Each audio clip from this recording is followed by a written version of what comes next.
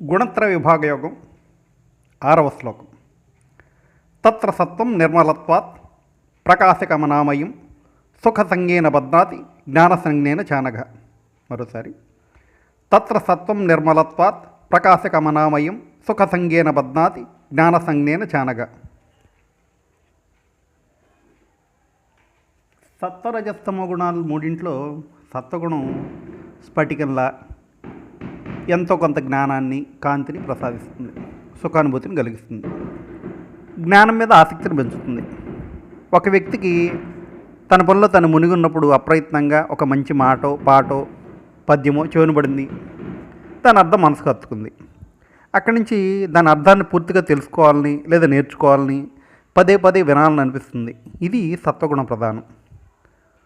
ఒక విషయం మనకు తెలిసినప్పుడు ఇంకా మనకి ఏ విషయం మనకి తెలియదో అది తెలియజేస్తుంది, అది జ్ఞానం. మరి అనుభూతి, జ్ఞానేంద్రియాలు జ్ఞానాన్ని కలిగజేస్తాయి, అనుభూతి మనసుకు సంబంధించింది. ఉదాహరణకి ఒక గులాబీ పువ్వు కనపడింది, కళ్ళు దాని రంగును చూస్తాయి, ముక్కు దాని సువాసన చూస్తుంది, ముట్టుకున్నప్పుడు దాని స్పర్శ దాని సౌకుమార్యాన్ని తెలియజేస్తుంది. ఒక రేకు తీసి నోట్లో వేసుకుంటే దాని రుచి తెలుస్తుంది. ఆ పువ్వు సవ్వడి చేయదు కాబట్టి చెవులకు గులాబీ గురించి తెలియదు.